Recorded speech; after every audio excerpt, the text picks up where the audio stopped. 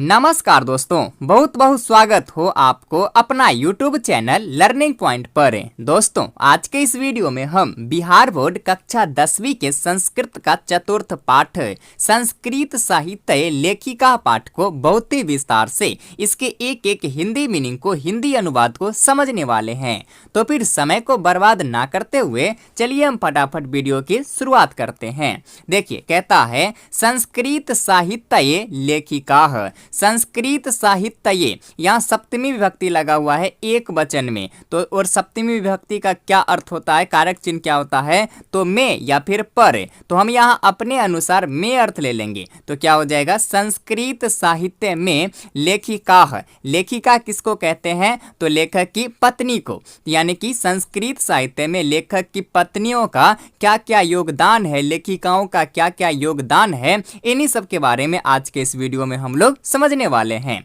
तो फिर समय को व्यर्थ में ना गवाते हुए चलिए हम फटाफट पाठ की शुरुआत करते हैं। देखिए, कहता है समाजस्य यानम पुरुष नारी भी चलती। समाजस्य, यहाँ अस्य लगा हुआ है षष्ठी विभक्ति एक वचन में, और इसका कारक चिन्ह क्या होता है, का, के, की या फिर रारे री। तो हम यहाँ अपने अनुसार की अर्थ ले लेंगे। क्या हो जाएगा, समाज की यानम यानी कि गाड़ी, पुरुष है पुरुषों के द्वारा, नारी भी च, और च मतलब और इसका प्रयोग हम एक शब्द पहले करते हैं। तो पुरुषों और नारी भी नारियों के द्वारा चलती है। कि समाज की गाड़ी जो है, अर्थात समाज रूपी यह गाड़ी जो है पुरुषों और नारियों दोनों के द्वारा ही चलती है। साहित्य अपि उभयोः समानम महत्वम। साहित्य अपि, साहित्य में अपि भी, उभयो इन दोनों का, किन दोनों का, तो पुरुषों और नारियों का समानम महत्वम समान महत्व है। साहित्य में भी पुरुष और नारी दोनों का एक ही समान महत्व है। अधुना आजकल सर्वभाषासु साहित्य रचनायाम स्त्रियों अपि तत्परा सन्ति यशः च लभन्ते। अधुना आजकल जो है सर्वभाषासु सभी भाषाओं में, साहित्य रचनायाम साहित्य रचना में, स्त्रियों अपि स्त्रियां भी तत्परा सन्ति तत्पर हैं, यशः च लभन्ते और यश को लभन्ति प्राप्त करते हैं। आजकल जो है सभी भाषाओं में साहित्य रचना में जो है स्त्रियां भी तत्पर है और यश भी प्राप्त करती है। संस्कृत साहित्य प्राचीन कालात एव साहित्य समृद्ध योगदानम न्यून अधिकम प्राप्यते। संस्कृत साहित्य में प्राचीन कालात एव पुराने समय से ही साहित्य समृद्धि में योगदानम न्यून अधिकम प्राप्यते, थोड़ा बहुत प्राप्त होता है। अर्थात संस्कृत साहित्य में पुराने समय से ही साहित्य समृद्धि में दोनों का योगदान जो है थोड़ा बहुत प्राप्त होता है। पुरुष और नारियों दोनों का योगदान जो है थोड़ा बहुत, न्यून अधिकम थोड़ा बहुत, प्राप्यते प्राप्त होते हैं। पाठे अस्मिन् अति प्रसिद्धा नाम लेखिका नाम एव चर्चा वर्तते येन साहित्य निधि पूर्णे तासाम योगदानम ज्ञायेत। पाठे अस्मिन् और पाठे दोनों में जो है सप्तमी विभक्ति लगा हुआ है एक वचन में। तो कारक चिन्ह क्या होता है, में। तो क्या हो जाएगा, पाठे, पाठ में, अस्मिन् इसमें। तो दोनों जगह में ना बोलकर लास्ट वालों में बोलेंगे। तो क्या हो जाएगा, इस पाठ में अति प्रसिद्धा नाम, अति प्रसिद्ध लेखिका नाम एव लेखिकाओं का एव ही चर्चा वर्तते चर्चा है। इस पाठ में जो है अति प्रसिद्ध लेखिकाओं का ही चर्चा है। ये न जिनसे साहित्य निधि पूर्ण साहित्य को पूरा करने में तासाम उनका योगदानम ज्ञायेत योगदान की जानकारी होती है। कि इस पाठ में जो है अति प्रसिद्ध लेखिकाओं का ही चर्चा है, जिनसे साहित्य को दिनों दिन पूरा करने में उनके योगदानों की जानकारी प्राप्त होती है। चलिए अब हम आगे बढ़ते हैं। आगे कहता है अब विपुलम संस्कृत साहित्यम विभिन्न कविभिः शास्त्रकारैः च संवर्धितम। विपुलम संस्कृत साहित्यम, विपुल संस्कृत साहित्य को विभिन्न कवियों, शास्त्रकारैः च और शास्त्रकारों के द्वारा संवर्धितम बढ़ाया गया। कि विपुल संस्कृत साहित्य को जो है विभिन्न कवियों और शास्त्रकारों के द्वारा ही बढ़ाया गया है। वैदिक कालात् आरभ्य शास्त्राणां काव्यानां च रचने संरचने च यथा पुरुषाः दत्तचित्ताः अभवन् तथैव स्त्रियो अपि दत्तावधानः प्राप्यन्ते। वैदिक कालात् आरभ्य, वैदिक काल के आरंभ से ही शास्त्रानाम शास्त्रों के काव्यानाम च और काव्यों के शास्त्रों के और काव्यों के रचने रचना में संरचने च और संरक्षण में यथा जैसे पुरुषा पुरुष दत्तचित्त है दत्तचित्त अभवन दत्तचित्त है सावधान है तथैव जैसे दत्तचित्त है सावधान है अर्थात मन लगा रहे हैं तथैव वैसे ही स्त्रियों अपि स्त्रियां भी दत्तावधाना सावधान है मन लगा रही है दत्तावधाना प्राप्यन्ते सावधान प्राप्त हो रही है मन लगाते हुए प्राप्त हो रही है। अर्थात वैदिक काल के आरंभ से ही शास्त्रों और काव्यों के रचना और संरक्षण में जैसे पुरुषों ने मन लगाया वैसे ही स्त्रियों भी मन लगा रही है। वैदिक युगे मंत्रा नाम दर्शका न केवल ऋषय प्रत्युत ऋषिका अपि सन्ति। वैदिक युग में मंत्रा नाम दर्शका मंत्रों के दर्शक दिखाने वाले जो है न केवल ऋषि केवल ऋषि ही नहीं प्रत्युत बल्कि ऋषि का अपि सन्ति बल्कि ऋषि की पत्नी भी है। ऋग्वेदे चतुर्विंशति अथर्ववेदे च पंच ऋषिकाः मंत्र दर्शन बत्तयो निर्दिश्यन्ते। ऋग्वेदे चतुर्विंशति चतुर और विंशति 20 और चतुर 4 यानी कि 24 ऋग्वेद में 24 अथर्ववेदे च और अथर्ववेद में पंच ऋषिका 5 ऋषि का मंत्र दर्शन बत्तयो निर्देशन्ते कि ऋग्वेद में 24 और अथर्ववेद में 5 ऋषि का जो है मंत्र दृष्टा के रूप में बताए गए हैं। यथा जैसे यमी अपाला उर्वशी इंद्राणी बागाम्भिर्नी इत्यादि कि ऋग्वेद में 24 और अथर्ववेद में 5 ऋषि का जो है मंत्र दृष्टा के रूप में बताए गए हैं जिनमें से वो 5 कौन कौन से हैं तो यमी अपाला उर्वशी इंद्राणी तथा बागाम्भिर्नी। देखिए आगे कहता है बृहदारण्यक उपनिषदि याज्वल्क्यस्य पत्नी मैत्रेयी दार्शनिक रुचिम इति वर्णिता याम याज्वल्क्य आत्मतत्त्वं शिक्षयति। बृहदारण्यक उपनिषदि बृहदारण्य के एक उपनिषद है उसी में कहता है बृहदारण्यक उपनिषद में याज्वल्क्य पत्नी याज्वल्क्य की पत्नी मैत्रेयी याज्वल्क्य की पत्नी कौन है तो मैत्रेयी है। ये बात आपको ध्यान में रखना है। याज्वल्क्य की पत्नी मैत्रेयी दार्शनिक रुचिम इति वर्णिता दार्शनिक रुचि के रूप में वर्णित की गई है। याम यानी कि जिसको किसको तो याज्वल्क्य की पत्नी मैत्रेयी को जो है याज्वल्क्य आत्मतत्त्वं शिक्षयति याज्वल्क्य ने आत्मतत्व की शिक्षा देते थे। ये बात आपको याद रखना है। पूछा जाएगा याज्वल्क्य ने अपनी पत्नी को किसकी शिक्षा देते थे तो आत्म तत्व की शिक्षा देते थे। याज्वल्क्य की पत्नी का क्या नाम है तो मैत्रेयी। आगे कहता है जनकस्य सभायाम शास्त्रार्थ कुशला गार्गी वाचक नभि तिष्ठति स्म कि जनक की सभा में शास्त्रार्थ कुशल गार्गी वाचक नभि रहते थे। महाभारते अपि जीवन पर्यंतम वेदांत अनुशीलन प्रायः सुलभाया वर्णन लभ्यते कि महाभारत में भी जीवन पर्यंत वेदांत के अनुशीलन का वर्णन जो है सुलभाया लभ्यते आसानी से मिलता है। महाभारत में भी जीवन पर्यंत वेदांत अनुशीलन का वर्णन जो है आसानी से मिलता है। चलिए आगे देखिए। अब आगे कहता है कि लौकिक संस्कृत साहित्ये प्रायेण ४४ कवित्रीणां सार्धशतं पद्यानि स्फुट रूपेण इतस्ततो लभन्ते। लौकिक संस्कृत साहित्य में प्रायः ४४ कवित्रीणां ४४ यानी कि 40 कवित्रीणां कवित्रियों का सार्धशतम सार्ध यानी कि आधा शतम यानी कि 100 यानी कि 100 और आधा कितना हुआ 150 पदानी पद स्फुट रूपेण स्पष्ट रूप से इतस्ततो लभन्ते इधर उधर प्राप्त होते हैं जहां तहां प्राप्त होते हैं कि लौकिक संस्कृत साहित्य में प्रायः 40 कवित्रियों का 150 पद जो है स्पष्ट रूप से जहां तहां प्राप्त होते हैं। तासु विज्ञान का प्रथम कल्पा वर्तते साच श्याम वर्णात् आसीत इति पद्य अनेन स्फुटि भवति।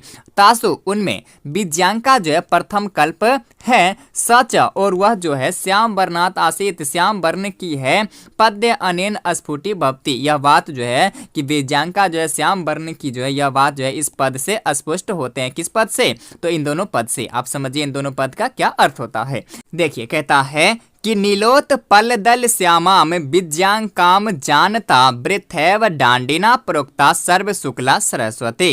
कि नीलोत पलदल श्यामाम, कि नीले कमल के पंखुड़ी के जैसा श्यामला वर्ण वाले विद्यांकाम जानता, विद्यांका को जाने, वृथैव डांडिना प्रोक्ता, कि बेकार ही डांडिना प्रोक्ता, डांडी के द्वारा कहा गया है कि सर्व शुक्ला सरस्वती सबसे सुंदर सरस्वती है। अर्थात नीले कमल के पंखुड़ी के जैसा श्यामला वर्ण वाली विद्यांका को जाने, उसके सामने सबसे सुंदर सरस्वती है। यह बात जो है डांडी के द्वारा वृथैव बेकार ही कहा गया है।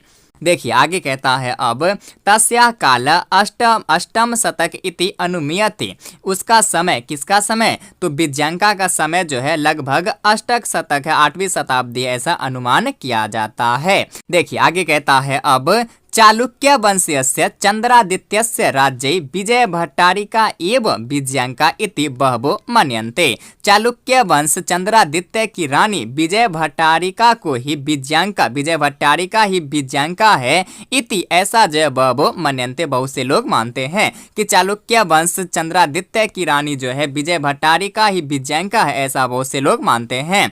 किंच शीला भट्टारिका, यहाँ शीला है, शीला भट्टारिका देव कुमारिका राम भद्राम्बा प्रभृत्य दक्षिण भारतीय संस्कृत लेखिका स्वस्फुट पद प्रसिद्ध। और क्या, शीला भट्टारिका देव कुमारिका राम भद्राम्बा इत्यादि प्रभृत्य, ये अव्यय शब्द है, इसका अर्थ क्या होता है, इत्यादि। कि शीला भट्टारिका देव कुमारिका राम भद्राम्बा इत्यादि जो है दक्षिण भारतीय संस्कृत लेखिका, दक्षिण भारत के संस्कृत लेखिका स्वस्फुट पद, अपने स्पष्ट पद के द्वारा प्रसिद्ध है। चलिए आगे बढ़ते हैं अब।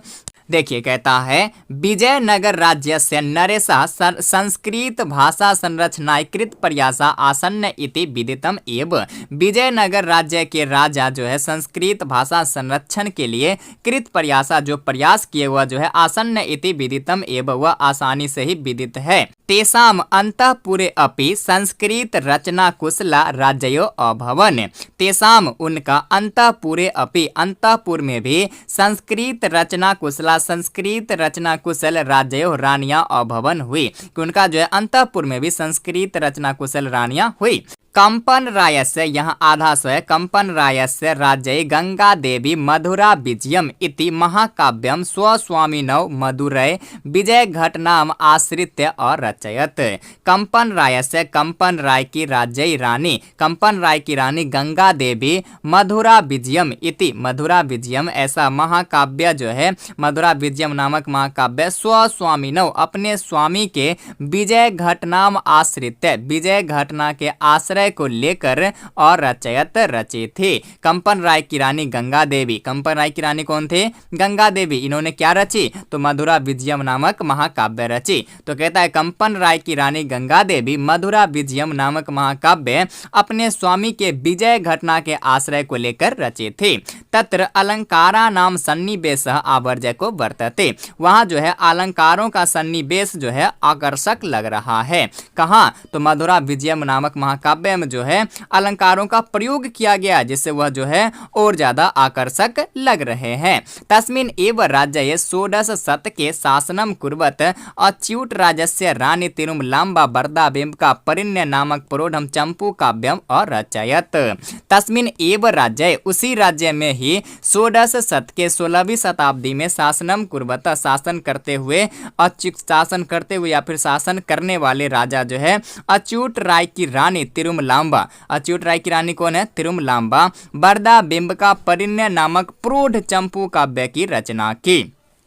उसी राज्य में 16वीं शताब्दी में शासन करते हुए राजा जो है अच्युत राय की रानी तिरुमलाम्बा वरदाबिंबिका परिण्य नामक जो है प्रौढ़ श्रेष्ठ चंपू काव्य की रचना किए थे। तत्र संस्कृत गद्यस्य छटा समस्त पदावल्या ललित पद विन्यासेन च अतीव शोभते। तत्र वहाँ कहाँ, तो बरदा बिम्का नामक श्रेष्ठ चंपू काव्य में जो है संस्कृत गद्य से संस्कृत गद्य का छठा शोभा जो है समस्त पदावली ललित पद विन्यासेन च और ललित पद विन्यास के कारण अतीब शोभते और अधिक अच्छा लगता है। कि जो है संस्कृत गद्य की शोभा समस्त पदावली और ललित पद विन्यास के कारण और अधिक अच्छा लगता है।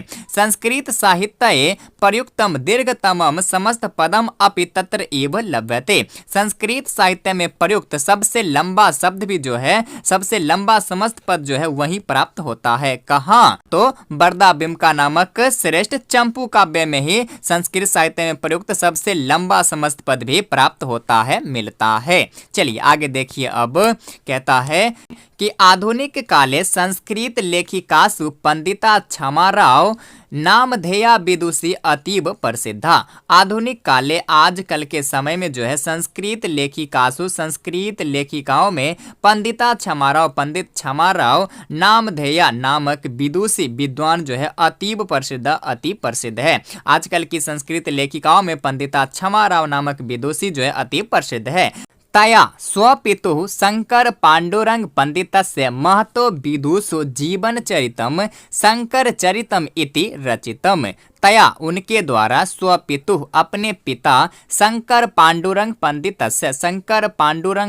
के महतो विदुषो महान विद्वता पर जीवन चरित शंकर चरितम इति रचितम।